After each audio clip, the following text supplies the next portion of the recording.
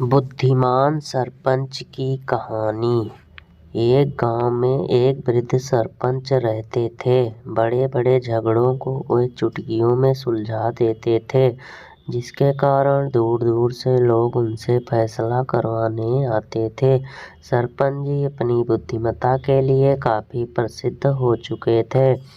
एक बार दूर के गांव के कुछ लोग किसी झगड़े के विषय में उनसे सलाह लेने आए। ये लोग ना तो सरपंच जी को जानते थे, ना ही उनके मकान को जानते थे। गांव के पास पहुंचकर उन्होंने पास के खेत में काम कर रहे 4 नौयुवकों से सरपंच जी का पता पूछा। उनमें से एक नवयुवक बोला, सरपंच जी का घर तो इसी गांव में है, लेकिन वे अब कुछ बोलते और समझते नहीं। उनके पास जाने से कोई फायदा नहीं।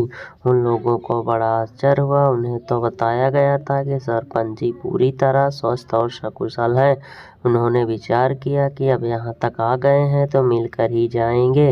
वे आगे बढ़ गए। गांव में प्रवेश करने पर एक कुएं पर 4 औरतें पानी भर रही थी। उन्होंने उन औरतों से सरपंच जी का पता पूछा तो उनमें से एक बोली, घर तो सामने ही है, पर उनको कुछ दिखता नहीं है। वे लोग असमंजस में पड़ गए। 2 जगह उन्होंने पता पूछा और दोनों जगह अलग अलग उत्तर मिला। वे घर के सामने पहुंचे तो एक बुढ़िया बैठी दिखाई दी। उन्होंने उससे सरपंच जी के बारे में पूछा।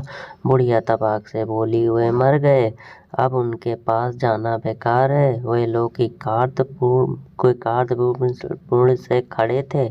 तभी उन्हें सामने से सरपंच जी आते दिखे। सरपंच जी ने सबको सम्मान बैठाया और उनके आने का कारण पूछा। उनमें से एक व्यक्ति ने कहा कि सरपंच जी, अपनी बात तो हम बाद में बताएंगे, पहले आप ये बताइए कि हमें आपके गांव में आपके विषय में अलग अलग बातें सुनने को मिली, जबकि आप पूरी तरह स्वस्थ और सकुशल हैं। इसका कारण बताइए। सरपंच जी मुस्कुराते हुए बोले, देखो भाई, मेरा परिवारवाद है जिसमें सबको संतुष्ट कर पाना संभव नहीं है। सबकी अलग अलग मांगे हैं, सबका स्वभाव अलग अलग है।